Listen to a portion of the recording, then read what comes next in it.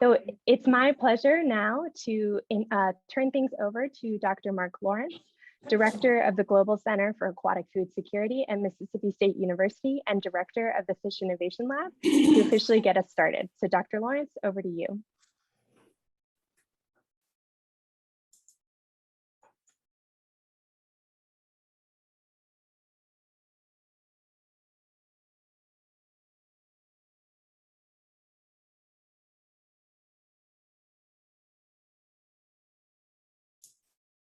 I think he's muted. Dr. Lawrence, it seems you are muted.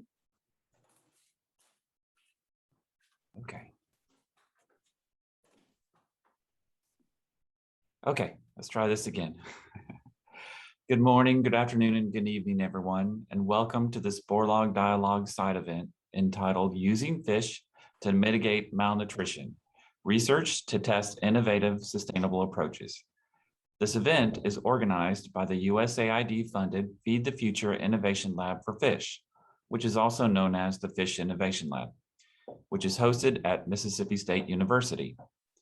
My name is Mark Lawrence. I'm a professor at the Mississippi State University College of Veterinary Medicine, and I serve as the director of the Fish Innovation Lab. Nutrition is a major cross-cutting theme for the Fish Innovation. Mark, I'm so sorry to interrupt you. It looks like your video is not on. We're not seeing you. Okay. Perfect. Thank you. I'm so sorry. Okay. Nutrition is a major cross-cutting theme for the Fish Innovation Lab, and it is a component of all our activities. Because of fish's potential as a highly nutritious food source that can address malnutrition, several of our activities currently being implemented in Africa are focused directly on improving nutritional outcomes in vulnerable groups using fish. Today's event will feature these activities. I would now like to introduce Dr. Mark Keenum, President of Mississippi State University, to say a few words.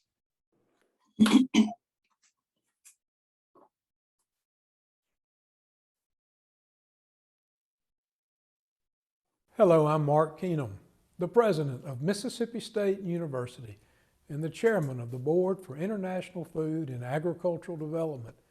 It is my honor to welcome you to the 2021 Borlaug Dialogue side event hosted by the Feed the Future Innovation Lab for Fish. The Fish Innovation Lab, led by Mississippi State University, is one of more than 20 USAID Feed the Future Innovation Labs, leveraging the experience of U.S. universities and our global partners to tackle some of the world's greatest challenges in agriculture and food security. It's a natural fit to have the Fish Innovation Lab here at Mississippi State University. We have very strong experience in aquaculture and fish health, providing solutions to fight global hunger and improve livelihoods. We're also located in a state with a rich agriculture sector. In fact, we're the largest aquaculture producing state in the country. As a native of Mississippi and a graduate of Mississippi State, I'm proud of the expertise we bring to bear through the Fish Innovation Lab to address global food security and nutrition.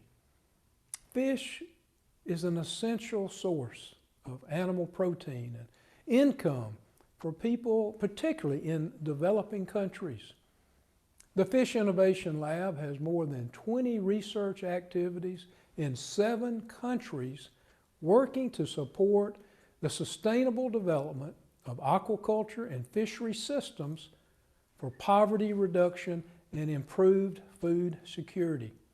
Today, you'll hear from 4 of these projects that are testing innovative, sustainable approaches to ensure access to fish foods for vulnerable groups. The Borlaug Dialogue is a wonderful opportunity to engage in discussions about how best to transform food systems and combat global hunger and malnutrition. Fish will be at the center of many of these discussions. I wish you the best for today's discussions and I look forward to seeing the results of the Fish Innovations Lab's continued work to leverage the power of fish and aquatic foods for improved nutrition and livelihoods around the world. Thank you.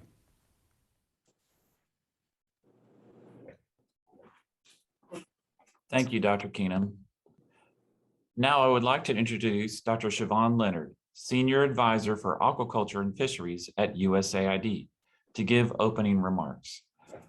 Dr. Leonard serves as the USAID Agreement Officer's Representative for the Fish Innovation Lab, and she has been an outspoken champion for the global importance of fish for both nutrition and livelihoods.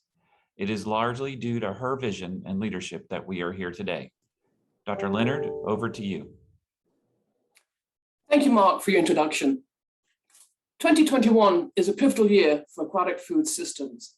The COVID-19 pandemic has disrupted the global food production systems, delivery to processing facilities, and the market supply chain for almost 2 years, setting back our progress in reaching the Sustainable Development Goals by 2030. What we aimed to achieve by 2030 may now take until 2035, maybe even 2040, if food production systems have to recover to pre-COVID-19 levels and then get back on track. Never before has the world needed an affordable, nutritious, accessible, and sustainably produced protein to feed its ever-growing population. Nourishing the world's population must be coupled with the production of an affordable, nutritious, accessible, and sustainably produced source of protein. Yet there's also cause for optimism, with the momentum generated by the UN Food Systems Summit in September, the upcoming Nutrition for Growth Summit in December, and the 2021 to 2030 being the UN Ocean Science Decade. Aquatic food systems can play a key role in food transformation, offering an affordable, nutritious, accessible, and sustainably produced protein for billions of people. I'm delighted to see aquatic food gaining prominence with the 2021 World Food Prize and recognition of Dr. Shakuntala Harak-Singh-Dilsted work on holistic, nutrition-sensitive approaches to aquatic food systems. Research is a critical part of the equation for advancing aquatic food from concept to consumption. We know that there's a great untapped potential in fish, aquatic foods, and their hidden harvests. But there are also gaps in the knowledge base about how aquatic food can best provide affordable, nutritious, accessible products that are sustainably produced and benefit both people and the planet. We also know that research is only one piece of the puzzle, and that working with partners in the private sector and along the entire aquatic food value chain is crucial to enabling widespread access and adoption of aquatic food innovations from research. And innovation from research does very little to benefit farmers, fishers, and a consumer's nutrition if it stays on the shelf. USAID recognizes the critical role aquatic food can play in offering solutions to the global food system challenges and the need for further funding and research in the area of aquatic food. Through USAID's investment in both aquaculture and fisheries, the Feed the Future Innovation Lab for Fish, led by Mississippi State University, USAID is supporting 24 research activities in 7 countries across Africa and Asia. The USAID investment in the Fish Innovation Lab is generating research findings focused on nutrition, climate-smart aquatic food systems, food security, youth involvement across the aquatic food value chain, and potentially developing aquapreneurs in the global resilient and sustainably produced aquatic food system sector.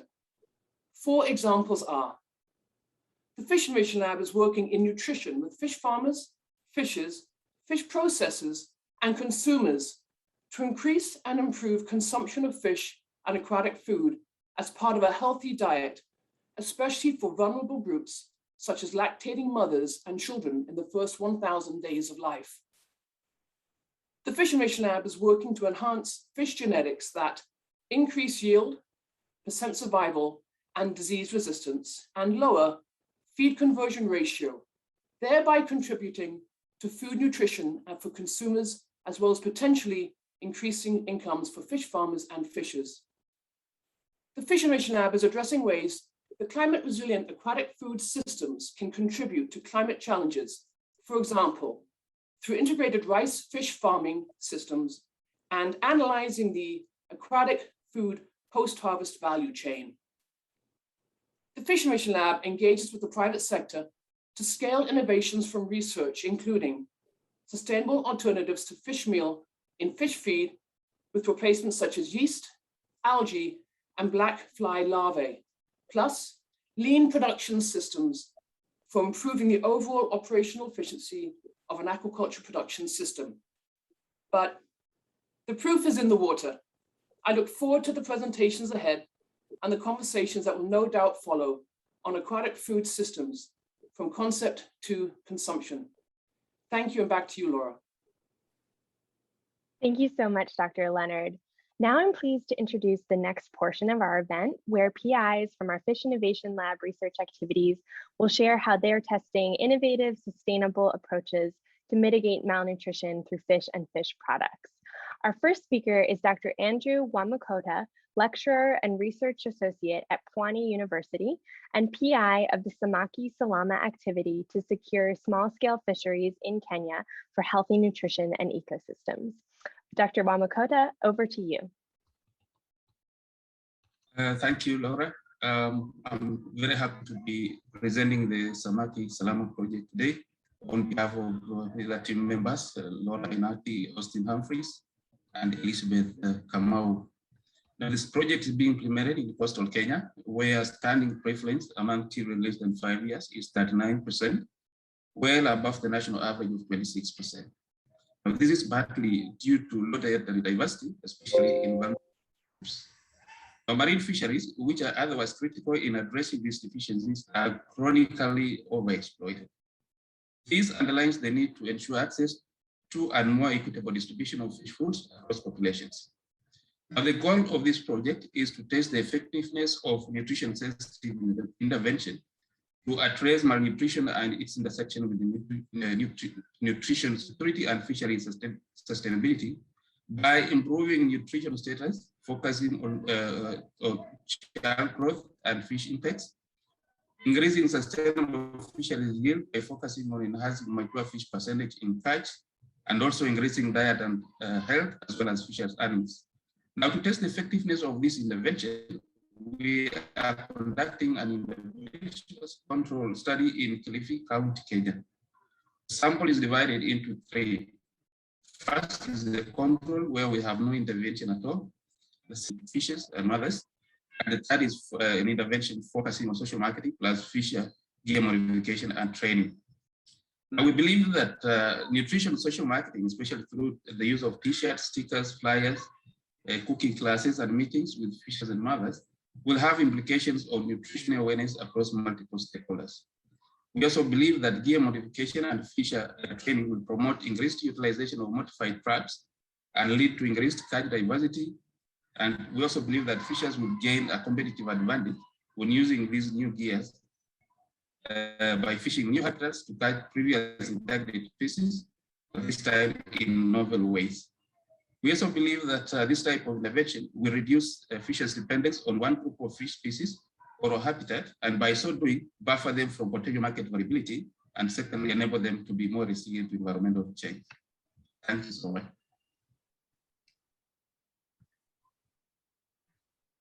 Thank you so much, Dr. Wamakota.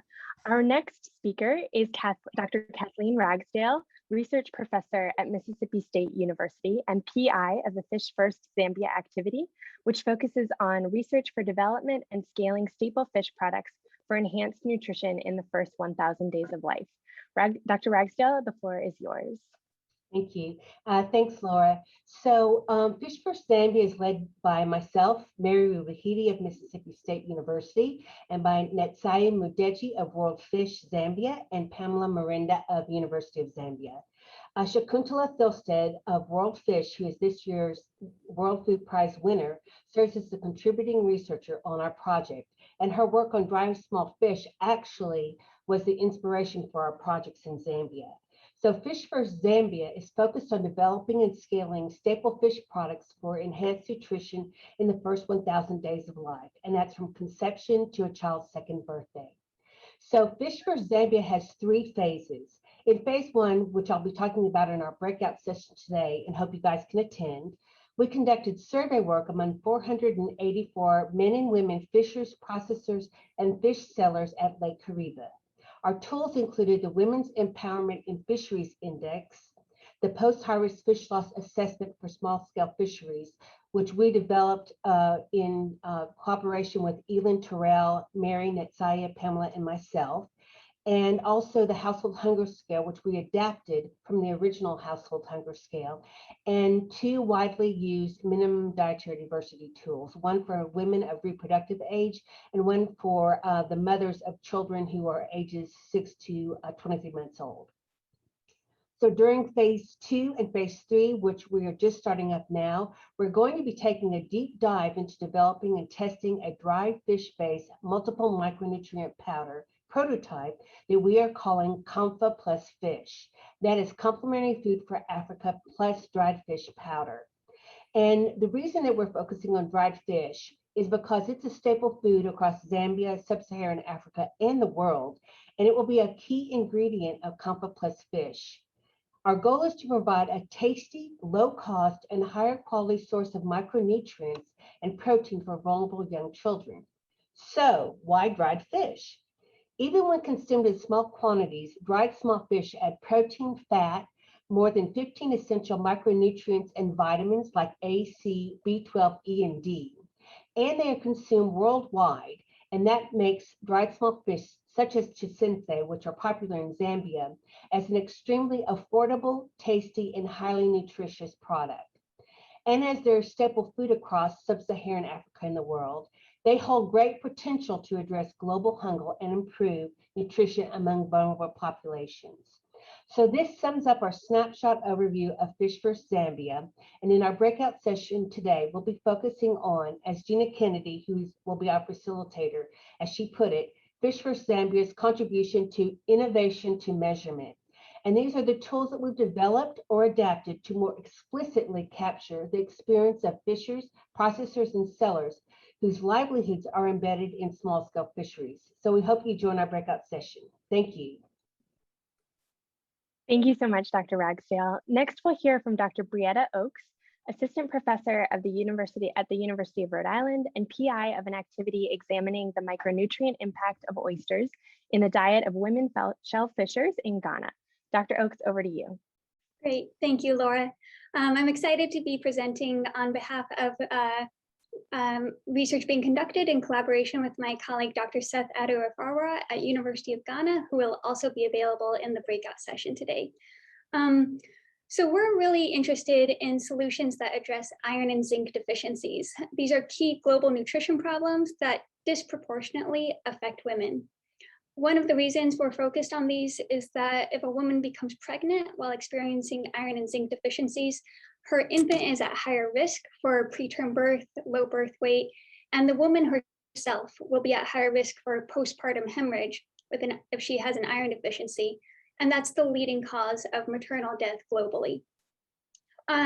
We became interested in oysters because oysters are an excellent source of iron and zinc, and they're affordable. Based on informal conversations with women shellfishers, the women do eat oysters during harvest season. However, we don't know to what extent oysters are serving to help them meet their iron and zinc needs. This is critical to determine as sustainable management practices such as closed season move forward. As we promote such practices, we need to know if they're affecting the nutritional status of women so that we develop any needed strategies to address that. So to collect this necessary data, Dr. Seth Adu-Afarwa and I have enrolled 504 women in Ghana from 3 study sites, and we've collected dietary intake data using 2 24-hour recalls, which is a gold standard for collecting dietary intake. We are also collecting 300 oysters from each study site, and we will be analyzing them for their iron and zinc content, so we can determine if to what level iron and zinc is present in these oysters, because so far our data on oysters is mostly from oysters in other regions, and the content may vary. Lastly, we're also examining the heavy metal content of these oysters, because if we determine we want to be promoting oysters, we don't want to create another problem by exposing women to heavy metal contamination. If we determine that the oysters are essential to their diet and they're contaminated with heavy metals, we can use this data as a call to action for addressing heavy metal contamination. So our goal is to provide data that nutrition policymakers can use, resource managers can use as they develop their sustainable management practices. And in the end, we hope that we're contributing to the pathway that puts our food systems on a perspective that views oysters as a solution to micronutrient deficiencies. Thank you. Thank you so much, Dr. Oakes. Our final research presentation will come from Dr. Therese Tolar-Peterson, Associate Professor at Mississippi State University and PI of the Nourishing Nations Project on improving the quality and safety of processed fish products in Nigeria. The floor is yours, Dr. Tolar-Peterson. Thank you, Laura, for having us. So the lead PI of this project is Dr. Pincus from World Fish. In-country lead is Dr. Henrietta Ene-Obong from University of Calabar, and I am the US PI from Mississippi State University. Our in-country coordinator is Dr. Joseph Nunta, and students are essential to our research. Our PhD candidate is almost Dr. Grace Adegoye. She is of Nigerian nationality, studying at Mississippi State University. And we have 2 master students from Calabar University working with us, Joy Estate and Ikena Okere. Fish is an essential source of many important nutrients, especially vitamin B12, zinc, and vitamin A. It is often a cheap and accessible and is animal-based food source and important for many poor and marginalized women, men, and youth. But methods of processing fish in Nigeria remain limited to traditional salting, sun-drying, and smoking methods. Those methods expose fish to pests, insects, microorganisms, sand, and dirt. Therefore, our research objectives focus on developing cost per nutrient guidelines by analyzing the nutrient and contaminant profile of selected processed fish products and their respective price in comparison to other animal source food available in Delta State of Nigeria. Build capacity among women and youth fish processors in Delta State to produce high quality, safe, nutritious processed fish products for local consumption, and educate women, youth, and fish processors in Delta State about benefits of fish in human diet and develop low literacy tool to help them better market their products. So to accomplish objective 3, we develop interactive curriculum, specially focused on low literacy population of fish processors. This curriculum has 7 modules: nutrition education, animal source protein, food safety, fish processing techniques, fish poisoning and contamination, hygiene rules, good practices, and economic and nutrition benefits of high quality fish products. We provided 2 days training in Nigeria in 2 locations, in Asaba and Bari, and reached participants in 3 senatorial zones of Delta State. 122 fish processors participate in this training, 95 were women and 27 were men. This training empowers women with knowledge about the benefit of fish for health and enable them to promote products in their customers. Thank you. Thank you so much, Dr. Toller-Peterson. And thanks again to all of our PIs for the summaries of their exciting research. We know this was just a small taste of the work that these teams are doing. So at this point, we'd like to give you the opportunity to break into groups with our PIs to learn more about their work in detail and discuss some of the key themes emerging from this research. So when you registered for the event, you were asked to select a breakout group linked to one of these 4 research activities. And at this point, we will go ahead and break into those 4 groups for about 15 minutes. And each group will have a facilitator to help guide that discussion. So when we reconvene all together, they will share some reflections from those conversations. And we're going to ask for your patience with us as we move into these groups. We have pre-assigned everyone to the groups that you selected during registration.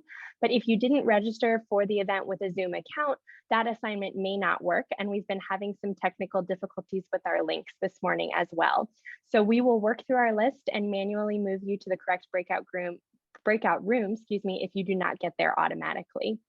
And if for some reason you are not in the correct group, you can click on Leave Group. It's a button in red at the bottom right of your screen, and you'll be sent back here to the main meeting where we can help reassign you to the correct group. And if you can just take a look at your name, how it appears in the participant list, and make sure that that is the correct name. We had some issues with links, and so it was appearing as an incorrect name. If you can just correct your name, then we'll make sure that we get you in the right group, and we will see you all back here in about 15 minutes.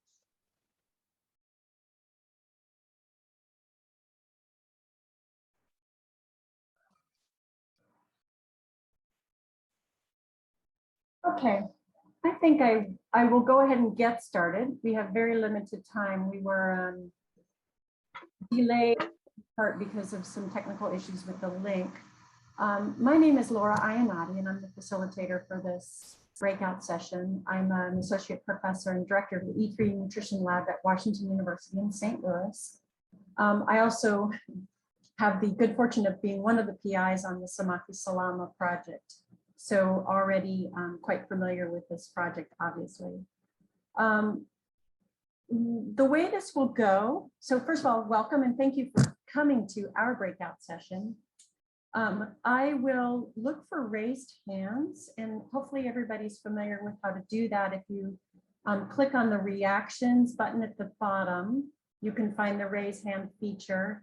But we're a pretty small group, so I think it's going to be fine to just chime in as you would like with questions. We've got a few sort of structured questions and assignments to get to in framing this conversation, so I can start us off. Let's just start maybe with Andrew and Austin speaking to what you think are the most innovative features of the Samaki Salama project.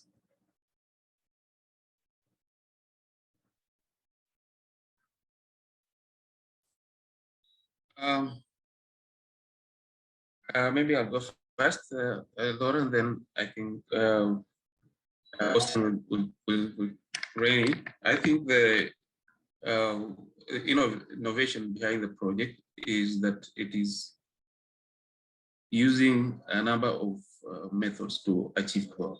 So we're using both gated traps, social marketing, as well as training in order to address issues of malnutrition and dietary diversity in the Kenyan coast. This is novel because it hasn't been tried before. And we're hoping that through the inclusiveness of the fishes and the mothers, as well as the healthcare, their workers, we're likely to achieve a huge impact. That is a very novel way of addressing this issue, I think. Yeah, thanks, Andrew. I'm Austin Humphreys, Associate Professor of Fisheries, University of Rhode Island. And one part of our project, I think a lot with development projects at fisheries, small scale fisheries, we often want to maximize productivity or think about taking more fish and consuming them. But in fisheries, we often have a problem of over exploitation. So increasing production of fish is a tough objective to reconcile in fisheries. So I think in this project, we're coming at that from a gear modification where we're not trying to increase production of fish, period. We're trying to increase production of mature fish where we're letting go or letting escape juvenile fish. So we're targeting the more sustainable aspect of the fishery and trying to maximize take from it, but to leave the juveniles for replenishment of future larger fish. So I think that's a part of this project that is attempting to balance this need of more fish, but in fisheries, that's often really a challenging aspect. Whereas in aquaculture, increasing productivity is it's a little more straightforward, in my opinion. Yeah, and since we don't have Elizabeth Kamau with us, we're a little underrepresented for our nutrition PIs.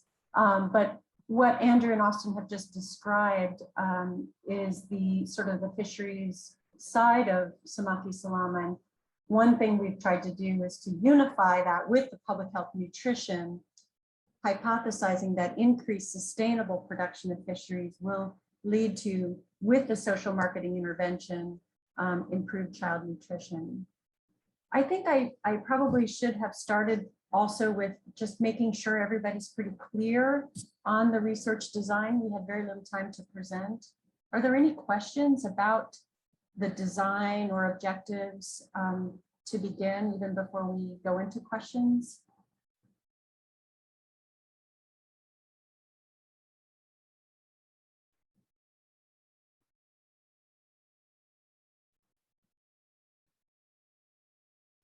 No I will present a challenge we had that might spur some discussion. We needed to find fishers and households that had kids under 5 years old. And for a fishery scientist, that was a new thing for me to join the nutrition part with the fisheries part. And so I'm wondering if anybody in this room has worked on a similar-ish type project and thinking about inclusion criteria for your sample size. We really ran into very limited numbers of fishers with kids under 5 who were willing to participate.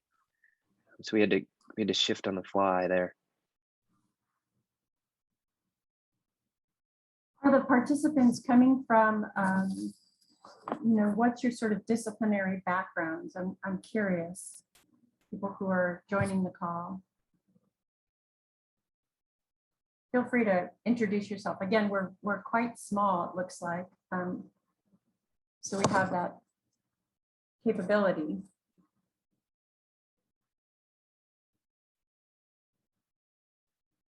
Yes, David. Yeah, thank you for this breakout session. I've got somewhat of an unrelated question.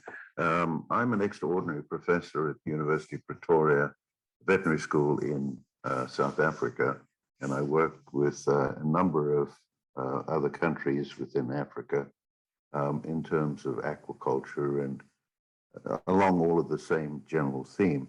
The question that I have is, how does other institutions become involved with Feed the Future projects or engage? Because resources are obviously dynamic, they're global, and other people that may be able to contribute to one or other of these projects may be helpful. Could you explain that?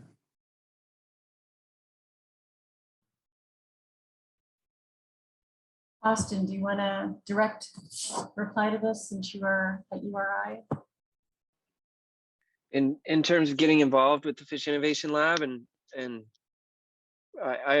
we put out requests for proposals about 2 years ago, and that is really the most direct way to engage. And the ceiling for funding on those was $500,000 each, which has funded these suite of projects. And so I think the most direct way would be that avenue, and that would be coming up again in believe about 2 years, 2 to 3 years, there would be another cycle, funding cycle. And I would say signing up on the website, which I can put in the chat for updates, would notify you of that funding opportunity. Okay, just to clarify, there's calls for proposals every, what, 2 or 4 years from Mississippi State for projects that would fit the overall theme. Okay. Yeah, exactly, yeah. Any idea what the criteria for selecting projects would be? I think they're scored on the current objectives, but typically the cross-cutting themes are sort of at the top always, which is gender and youth engagement, resilience, sort of thinking about climate resilience and resilience broadly defined. And then the third being nutrition-based, sort of nutrition-sensitive types approaches. So projects that have aspects of those three would be sort of at the top of the grading list. And I think generally try to balance fisheries and aquaculture projects. So, not funding 100% aquaculture projects or 100% fisheries, but some balance there. Thank you. And I think Hi, I'm Jim Stewart and Ocean Foresters, and I was wondering how you were able to convince the fishers to not keep all the fish. How did you convince them to let the small ones go and only keep them? Otherwise, how, in other words, it's an economic issue, right? How did you overcome that? Yeah, it's a great question, Jim. We were lucky enough to have previous research in the region and in other tropical small-scale fisheries that have tested this escape gap, which essentially puts a little gap in these traps to allow fish of a certain size to escape. So we leaned on that research, and that research had shown that it does not decrease the overall biomass of your catch, and it does not decrease the earnings, because it's not significantly decreasing what you're taking home. So the fishers don't actually have to make that decision of throwing them back.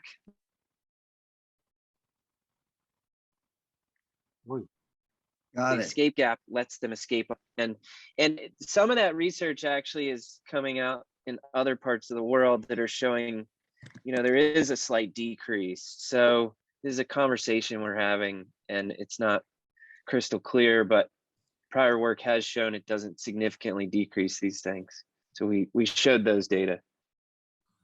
Thank you. I see that Elizabeth has joined us. Elizabeth, would you like to introduce yourself and maybe describe your role in the project? Okay, thank you, Laura. Sorry, I had been put in group 4. So they were trying to put me back to this group. I'm Elizabeth Kamau from Kenya. I'm a collaborator in the Samaki Salama project, nutrition, for the nutrition component. Thank you.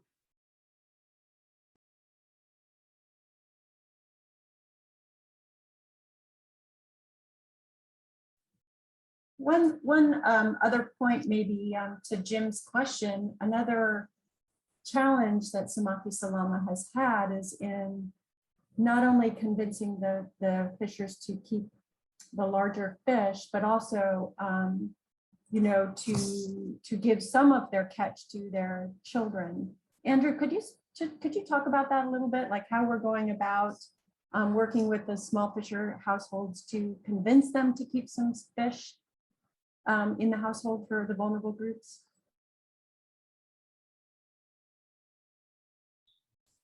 Yeah, so first we're using creating awareness about the importance of feeding fish to the young children.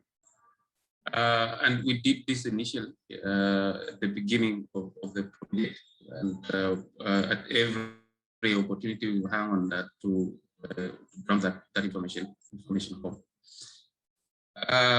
But secondly, we are working with, in many of these areas, we're working with fishers who already who are already using the same gear anyway. So by giving them an additional gear, we are encouraging that they to live more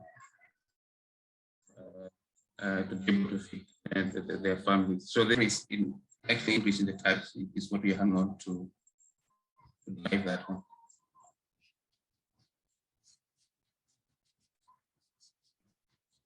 Yes, Laura. Hi, yeah, I didn't want to take time from anybody with research-specific questions. I'm from the Center for Responsible Seafood, which you can find at responsibleseafood.org. This sounds like a really fantastic project, and I was just curious. I know it's location-specific, but I'm curious if you see application to other countries in Africa and beyond. Thanks.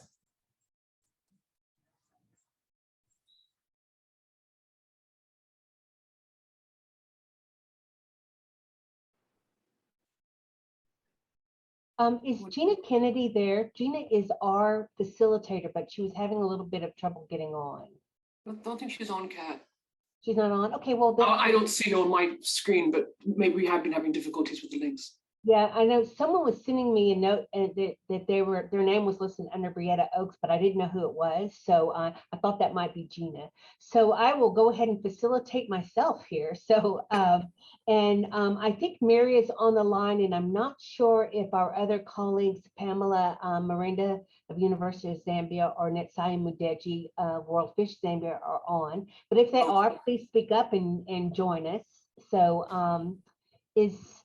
let's see, besides you, Siobhan, is anybody else in here yet in our breakout room?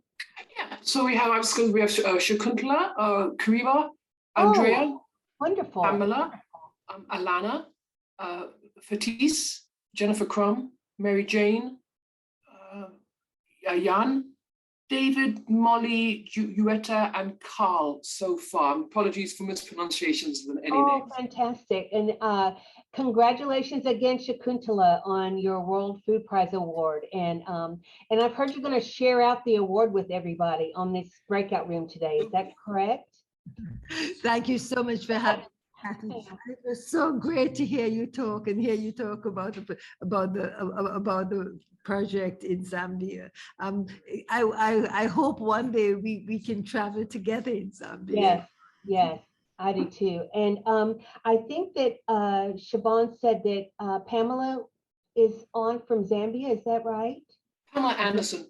Oh, okay, a different Pamela. So, all right. So I was hoping that maybe our Zambian colleagues could be here. I know it's very difficult. They're having rolling blackouts now, so it's hard for them sometimes to get on. So, so what Gina was going to help us facilitate today was really talking about our tools, and these are basically what we're just completed the first phase of Fish First Zambia. So it has these 3 phases. And the first phase is working on this survey, which included a set of tools that are really focused and adapted for small-scale fisheries. And so one of those was the Women's Empowerment in Fisheries Index, and that was actually developed in based on World Fish's WEFI, and then on the Women's Empowerment in Ag Index. And one of the things that we really liked about the World Fish WEFI, which was the gender norms dynamics. And if I'm understanding this correctly, it hasn't been completely validated. I think we heard this a couple years ago now from Steve Cole when he was at World Fish. And so it hasn't been validated, but it's a really interesting tool, and hopefully we'll be able to validate that tool along the way. And so basically, if you don't know about this tool, it was derived from the Women's Empowerment in Ag Index. That tool was developed by USAID in collaboration with IFPRI and other collaborators. And this is a tool that's basically trying to codify how women farmers, fishers, and other women are empowered and have decision-making vis-a-vis men. And so this is basically to be able to compare men and women, and so to disaggregate this data by gender. And so then with the WEFI, which World Fish developed and shared with us, and then we further adapted for our project, that's the Women's Empowerment in Fisheries Index. And so that is definitely focused on the fisheries sector. So it's not just agriculture in this broad sense, but the fisheries sector. And the other tool that I really like that we actually developed from scratch, and this is the post-harvest fish loss assessment for small-scale fisheries.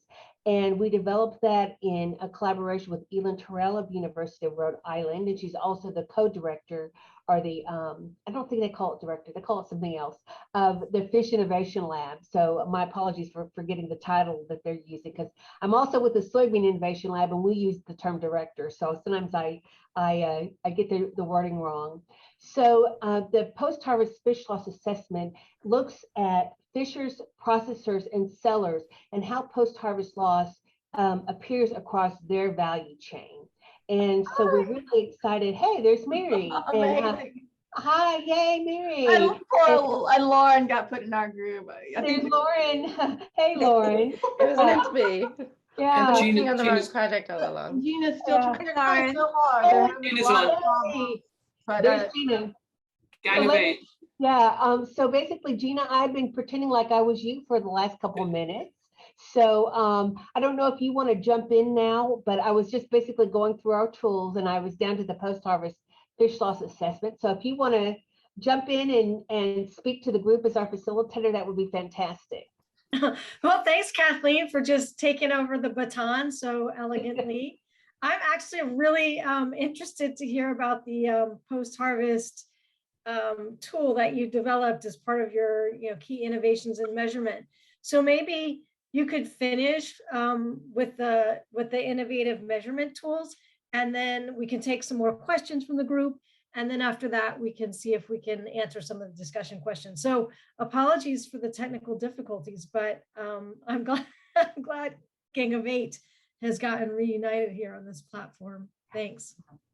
Well, there are always difficulties, and in fact, this is actually going a lot smoother than a lot of the conferences that we've been on so far since COVID. So go back to the post-harvest fish loss assessment. So we initially we were going to use the QLAM, and that was it's called the Quantitative Loss Assessment Measure. And that was what we originally set out to use. And then when we started looking at the tool, what we realized it's actually more of a qualitative tool, and it is not really specifically focused. So there's a lot of wiggle room in it. And because we wanted to really look at something that could be very, very quantifiable, we worked with Elin Terrell and Mary and I, and then Pamela and Netsaye to develop this post-harvest fish loss assessment. So we actually go through all the different, or not all, but we try to hit all the major areas of post-harvest loss in small-scale fisheries, and that might be, theft by birds, and whether the catch went bad in the boat, whether the catch went bad on the shore, was it stolen by people in the area? What else, Mary, can you think of all the different areas of post-harvest and we loss? look at it, whether it was a fishing loss or a processing loss or transportation loss. And I think the really exciting part of this tool, because it is more quantitative for us, is that we can disaggregate it by gender. And so we can actually start to explore post-harvest loss differences between men and women fishers, because they do have different roles in the fish value chain. And so, we're always trying to bring it back to gender, which is what we do. And so I think it'll be really exciting to see if there are major gender differences with dealing with post-harvest loss. Right. And with this tool, it's actually ready to go. If anybody wants it, we're glad to share. Somehow in our spare time, we are also going to write up a how-to manual, but I'm not sure when that's actually going to hit, because as everybody knows, everybody's kind of overwhelmed right now with work. So, but if you want the tool, we're happy to share as is.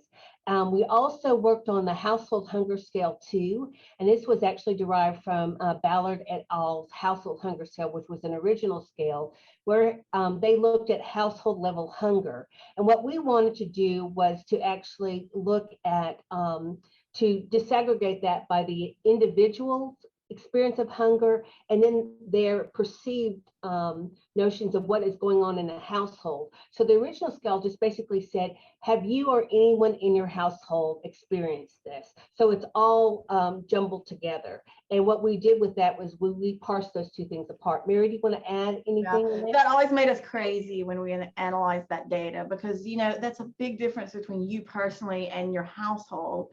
And again, when you think about gender, the literature suggests that women will often go hungry so that their children or the men in the house can have a meal. And the Ballard scale, which has been around forever, didn't allow us to measure that you versus other household members. And I think that's just critical information to have. It's a super easy scale to use. It's like 6 questions and it's widely used. So now that we've adapted it, we hope to get that published, and that should be really cool data as well. So since we're really short on time, do we want to open it to questions? Yeah, and we're also happy to share that out too. So you can just send us an email and we will send that out to you. And the last 2 things were actually very widely used scales: a minimum dietary diversity scale for women of reproductive age and for infants and young children. So that was the tools that we used in this phase 1. So Gina, would you start maneuvering the questions for us? Yeah, absolutely. Thanks, Kathleen, and thanks, Mary. This is such an exciting research project. So interesting to hear about. We had 3 questions. How does this research inform using fish to mitigate malnutrition? And what are some of the innovative features or sustainability of this project? And how can fish and aquatic foods contribute to transforming food systems? But I have a specific question for the research group, and that is, I know that you've done a lot of innovations in measurement to capture gender disaggregation, but can you talk a little bit more about female entrepreneurship in this project and what you're planning to do to strengthen female entrepreneurship within fish processing for Zambia? Right. So this is a 3-year project, and I was actually, when I woke up this morning, I was thinking, you know what, we were probably overly ambitious, which I have always been dinged by reviewers for, and I thought, really we should try to get this done in 5 years, not 3, but we're going to give it our best shot. So year 1 is when we did phase 1, and that was with the survey. And in year 2 and 3, we're going to be developing this fish-based multiple micronutrient powder and building a prototype on that will actually in year 2 do a sensory panel with mothers and infants ages 6 months to 23 months to see what the kids think of it and to see what the moms think of it, because is it convenient? Is it culturally congruent with the way that they feed their children? Is it something that they're going to be able to use easily and other people can use if they're also helping them feed the children? And then in phase 3, we're going to be taking this prototype after it's tested in labs for the nutrient quantity, I forgot the word. What's the word for it? Profile? Thank you. The nutrient profile. And my face is turning red now because I just forgot that word.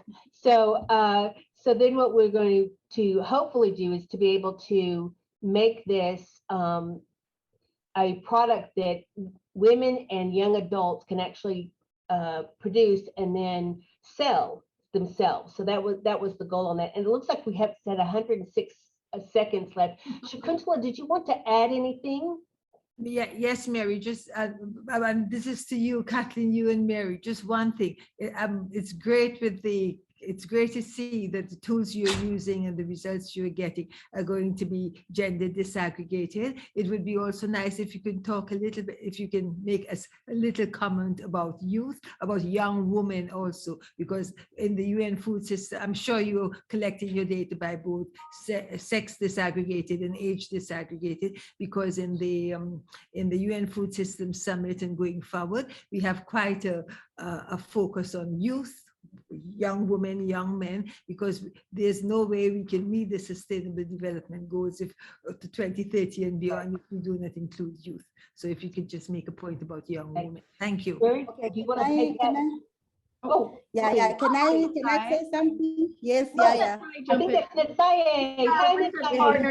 Yeah. So in terms of women and youth, of course, we are collecting data on gender as well and age. But what we are also doing, we have a stakeholder mapping exercise where we have identified a number of young women who are working in processing, whom we think that when we start training the entrepreneurs, we are going to be also training them and working with them so that they can, they can benefit from the products and also be entrepreneurs producing these processed products. So we have identified there's a Women's Traders and Fish Processors Association, which we have been in contact with, and we hope that the relationship can continue from here.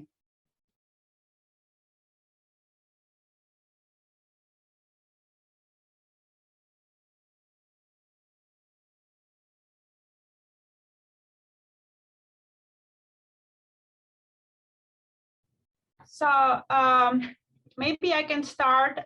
So this project empowers women with knowledge about the benefits of fish consumption for health and help them to produce safer and more shelf-stable products and teach them to market their products to consumers.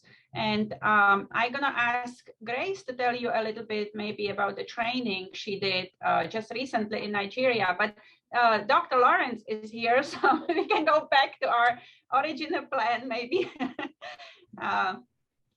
Hi, everyone. So glad y'all got started. And Lauren Pincus was still in the main room with me, so I assume she'll be sent here in a minute as well. So, welcome to this breakout room, and I'd like to introduce everybody to Dr. Terezi Tolar-Peterson, and Dr. Lauren Pincus will be joining us also in a minute, and Grace Adegoye is also here, PhD student working under Dr. Peterson. And so welcome everyone. And the purpose of this is really to give the audience a chance to engage and ask questions with the project leaders. So, and so to facilitate that, if you wouldn't mind, either you can use your raise hand function or type in questions in the chat, or if you don't see the function for the raise hand, you can just raise your hand on the video or turn on your video. But if those don't work, please feel free to just speak out. Just to get things started, I'll ask a question to the team. How does this research inform the side event question of using fish to mitigate malnutrition?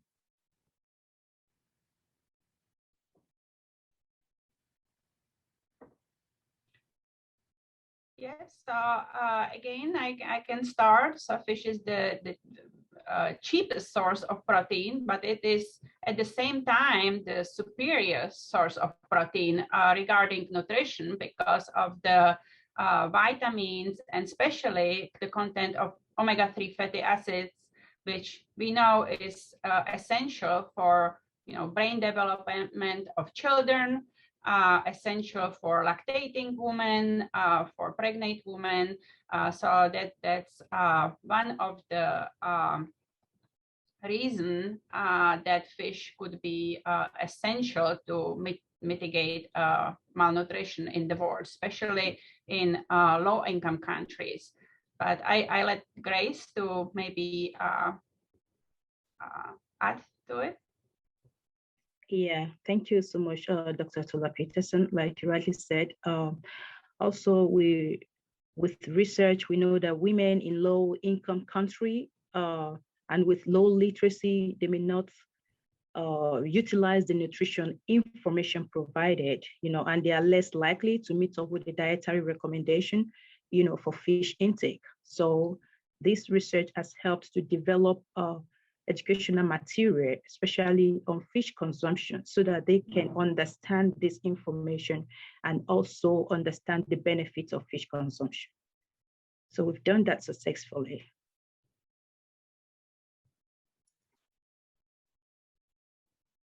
Thank you. There's a raised hand.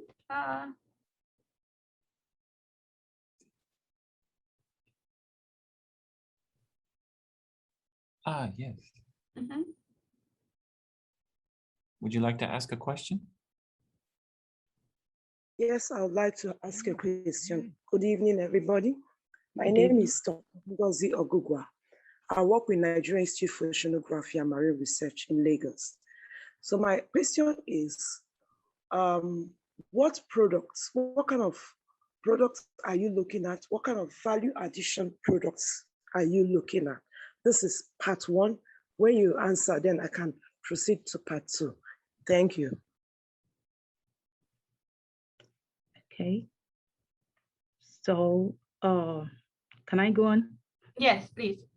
Okay, so we have the traditional methods of fish processing in Nigeria that's particularly common and intrinsic, and those are the salting, sun drying, and smoking. So the methods used, these traditional methods used in fish processing still make the fish vulnerable and more exposed to contaminants. We have a lot of contaminants, especially the polycyclic aromatic hydrocarbons from the smoke. We have the dioxin, we have other contaminants. And this contains with the fish, the nutrients in the fish. So we have a kind of fish versus contaminants. So we're trying to see how we can reduce the contaminants and to enhance the nutritional benefits of fish. So basically, we concentrate on those methods and how we can improve them. Smoking in particular, smoking, sun drying, and others. So yeah, and that is why we incorporate food safety, fish contamination into our modules, created for this study, for the training. Okay, thank you so much. So who have you been able to reach out to in Nigerian Institute for Oceanography? Have you heard about us? Or have you gone through in your literature review? Did you see anything that we have done in our institute? Why I ask this is because we have a lot of literature. We've done a lot of work in what you're trying to do. So if you're able to come consult with any of our researchers, it will make your work a lot easier. Okay, yeah, thank you. Actually, there is zone of interest for this research, because this project is being sponsored by the USAID, the Fish Innovation Lab, and we are working with other researchers. Well, we are working with the University of Calabar as co-researcher in the host country. So we have the PI here from the Mississippi State University, Dr. Tola Peterson, and we have also another PI from the World Fish, Dr. Lauren Pincos. So we work with the Ministry of Health, Ministry of Agriculture, the Agricultural Rural Development Agency, in Delta State. So Delta State is particularly the zone of interest, for this particular project, improving the fish quality and safety of processed fish products. So we are working with the people in those areas, and we have a very good collaborative work with them. So, yeah. Okay, thank you, Grace. We have, please, could you inform your in-country people that we have an outstation in Sapele? It will be of benefit for you to liaise with them there. We have outstations everywhere in Nigeria. We're the only institutes involved in Nigeria that is involved in oceanography and marine research. So we've already have a lot of people that have the expertise to be of help to you in this. Thank you so much. You're And welcome. good luck So, with your work. oh, thank you. Ms. Ngozi, what did you call the institute again? Institute of Marine. Nigerian Institute for Oceanography and Marine Research. Okay, NIOMA. thank you. Yes, please. And thank you so much. We are definitely open to collaboration, and this project is not finished. So we definitely will reach out and collaborate. Yeah. You're welcome, Dr. Peterson. Thank you. Bye. Yeah, so this is Amy from Ghana. We are also working on something similar under the Small Fish Food Project. But then we have, from my experience, we realized that it's very easy, you know, to reach out to these processors, try to impact hygienic ways of processing, teach them all that needs to be taught, you know. Once you are there, it sinks in so well. But then from my experience, we realize that when the project ends, that is the end of those practices. We go back and it's as if we are repeating the same thing over and over and over again. So then the issue should be, how would they adopt these new techniques and technologies you are introducing to them? How will you measure the impact? I think that is very key in your work. So it should be something you should look out for. Yeah, thank you for that. And we actually measure, we have baseline study, and then we have a endpoint kind of survey to see if any of those techniques, processing techniques really change from the baseline. So we do a little bit of that, and definitely more needs to be done. And I don't know if Dr. Pincus wants to add anything. Good afternoon. Good afternoon. Hey, good afternoon.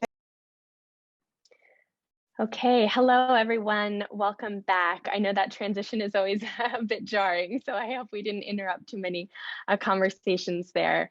I hope there were some fruitful conversations in the breakout groups, and at this point I'd like to invite those group facilitators to share some of the brief reflections from those conversations. So we're going to start with Dr. Laura Iannati, who's an associate professor at Washington University in St. Louis and PI on the Samaki Salama activity, as well as our nutrition specialist for the Fish Innovation Lab. So Dr. Iannati, over to you. Yes, hello everyone.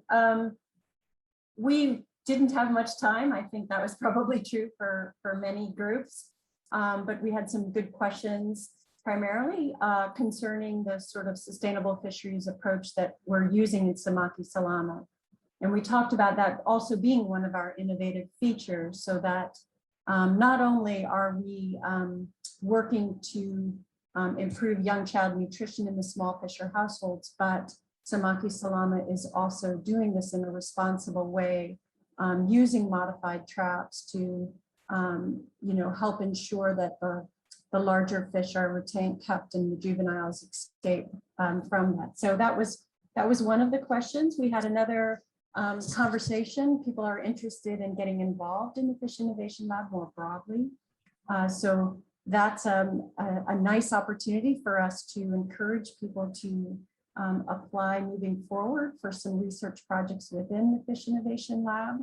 Another comment that was made towards the end, and we didn't have a chance to respond, was sort of the generalizability of this project and how we can think about this research being used in other places. And I think that answer to that is really, again, thinking about smallholder fish production, sustainable fisheries, and how we can encourage within these very poor households where there's malnourished children, keeping some of the catch for use within the household for vulnerable groups. So with that, I will turn it back over to Laura and the next facilitator. Thanks so much, Dr. Iannati. And next we'll hear from Dr. Gina Kennedy, who's Technical Director for Food Systems with USAID Advancing Nutrition. Dr. Kennedy, can you tell us a bit about the conversation in your group? Yes, absolutely. So first of all, I just want to say congratulations to the Feed the Future Fish Innovation Lab. This is such an inspiring event. And in reading the chat, people are slightly sad that we didn't have enough time to really get into a rich and fruitful discussion on this topic that's very dear to those of us who are participating. So I think we'll remedy that, because if one thing Zoom has taught us, we can always jump on another call and have a great conversation that we feel we were missing out because of the time. So this project, Fish for Zambia, is using several key ingredients to mitigate malnutrition. First, the project is focusing on processing fish powder for complementary feeding in the first 1,000 days, which is just a critical time in pregnant women and young children's life. So it's when they're transitioning from, children are transitioning from exclusive breastfeeding to the family diet. So focusing efforts to improve the nutrient density of young children's first foods by making them more nutritious with fish is really a critical aspect of this research. And it demonstrates how to harness the power of fish to mitigate malnutrition. The second key ingredient is female entrepreneurship. So we know from the scientific evidence based on nutrition and our nutrition sensitive agriculture pathways that feature women's empowerment that we really do need to put power in the hands of women. And if anything, this research team is really focused on that. In addition, we had a nice intervention that they're really trying to focus also on young women. So engaging youth and younger women, get them excited about having business opportunity and livelihood opportunity as they try to turn this complementary feeding using fish powder into successful livelihoods. The third innovation really is in measurement. The project is being very intentional to design data collection tools that capture more specifically the gender disaggregated experiences of men and women who are engaged in the fish sector for their livelihoods. So they're using these gender disaggregated data to really address nuances that happen between men and women whose livelihoods are embedded in fish in the fisheries sector. They have many innovations, which is not possible to get into, but they have a PDF and you can look at all the tools that they've used, the household hunger scale 2, post-harvest fisheries loss, all of it will be gender disaggregated. So I know I need to stop, but I just want to say, why are fish and aquatic foods important for the food system transformation that we need? Well, first, they're packed with nutrition. So from a nutrition perspective, it's really a great bang for your buck.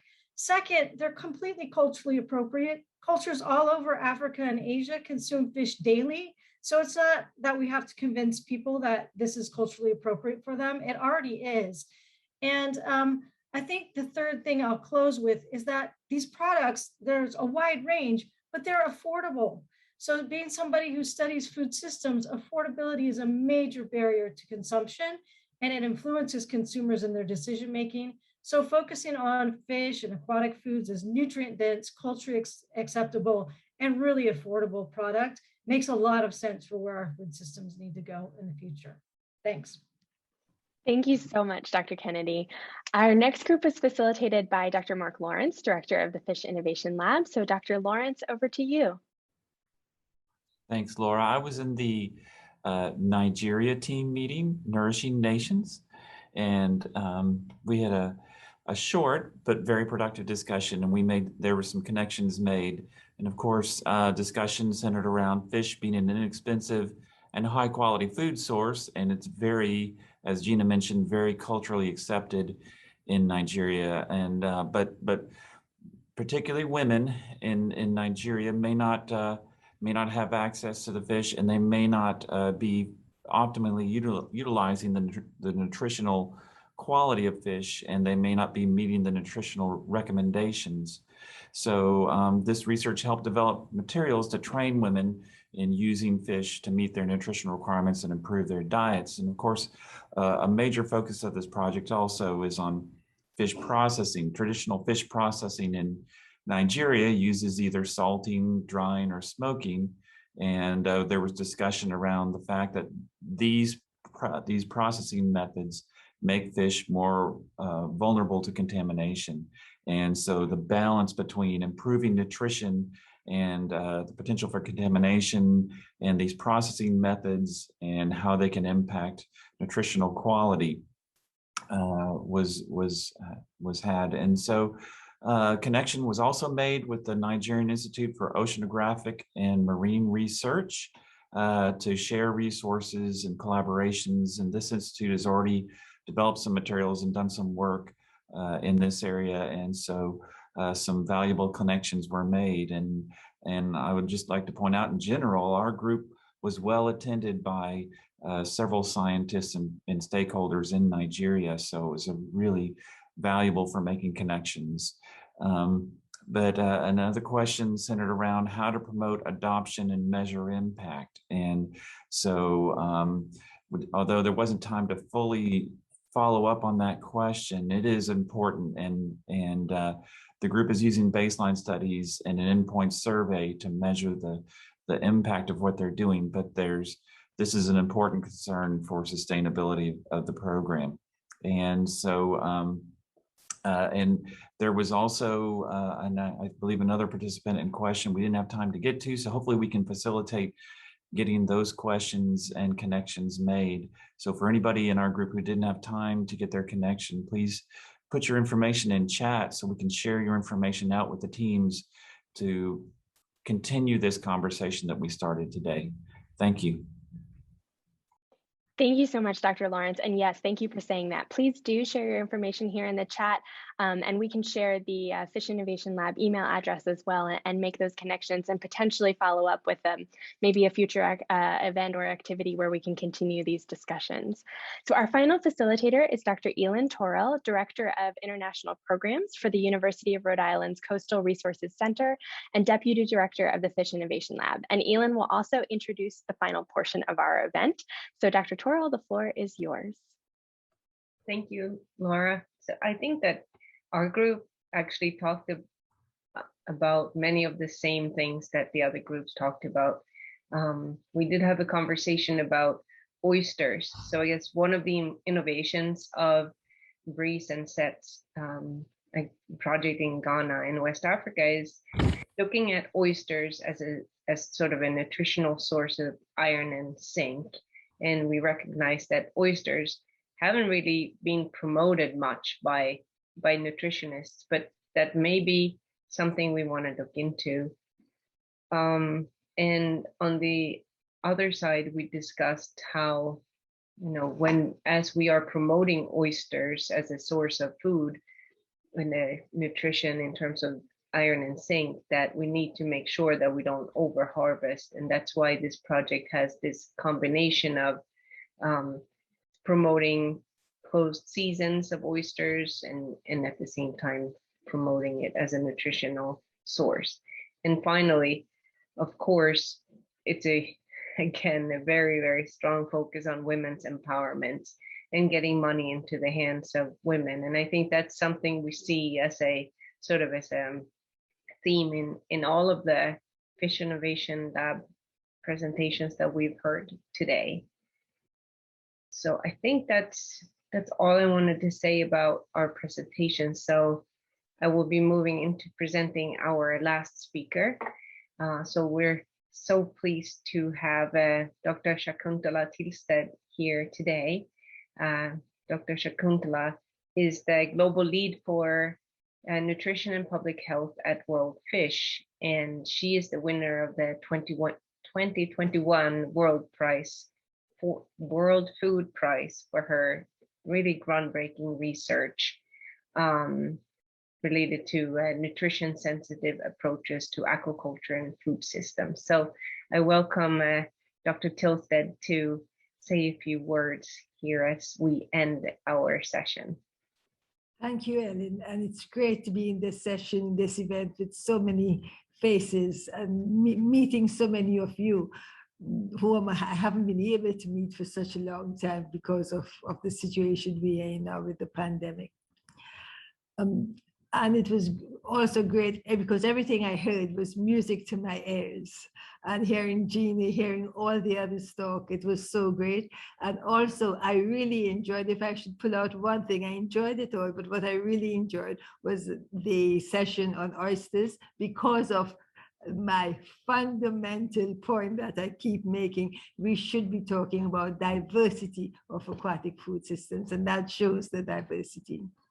I'd like to begin by congratulating the Mississippi State University and Professor Mark Lawrence for leading the Feed the Future Innovation Lab for Fish, and the many partners who have brought the vision of reducing poverty, improving food and nutrition security and livelihoods in low and middle income countries by supporting the sustainable development of aquaculture and fisheries for tangible actions and solutions on the ground. Since 2018, we have seen researchers and local partners in the aquaculture and fishery sector in Bangladesh, Cambodia, Ghana, Nigeria, Kenya, Malawi, and Zambia benefit from this program of the Innovation Lab. As you have heard from the presentations today, the Fish Lab program not only changed the fish and aquaculture landscape, but also impacted nutrition and health and environmental sectors of these countries. It is therefore now timely for us to take this one step further and start to acknowledge the diversity of aquatic foods, not just fish, as superfoods with multiple benefits across the social, economic, and environmental dimensions of sustainable development. Evidence from the Fish Lab program shows that this potential, and it is integral for us to now bring this to scale in nourishing more people in more nations. As we move forward, we must bear in mind that diversity underpins the transformations that we desire in food, land, and water systems. And the impact of the work that we do should show this. We must harness the diversity of aquatic food systems in consumption and consumer demand, in production, the types of aquatic foods, the systems we choose, in technology, in markets, in supply chains, and most importantly, the human capacity, the training that we do to many different, and the people we train in many different sectors. As exemplified in the partnership for the nourishing nations in Nigeria, we have trained and built capacity of not just the researchers and the academicians, but also women and youth. Just in the 2 days workshop that was held, with all the issues we had with COVID-19 and the lockdowns, the program managed to reach out to 120 women, training them on quality and safety in processing fish products for human consumption. The work of the Fish Innovation Lab does not end with this 5-year term. In just September, the government of the United States of America announced a huge commitment during the UN Food Systems Summit 2021, and with USAID as the leading agency to impact change in food systems transformation. So therefore, this is an opportunity for us to continue to amplify the needs for investing in aquatic food systems transformation for improving food and nutrition security. It is also an opportune time to synergize the findings from the Fish for Innovation Lab with other Feed the Future labs, such as the Innovation Lab for Food Processing and Post-Harvest Handling, the Innovation Lab for Food Safety. I think this is really important. When I started working on quality, I only knew and thought about nutritional quality, but now we also know that food safety is equally important, as well as build further with the newly approved Innovation Lab for Food Systems for Nutrition. In ending, I'd like to remind everyone present today that holistic food systems transformation across food, land, and water system is only possible with the inclusion of aquatic foods. Thank you so much.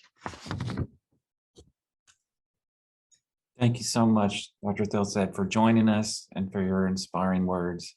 And thank you all so much. I would like to recognize all of our presenters today and our facilitators. And I just really appreciate everybody's attendance, everybody who participated, and let's follow up with those connections that were made today. And this can be just the beginning of the conversation. Thank you, everybody, for joining us.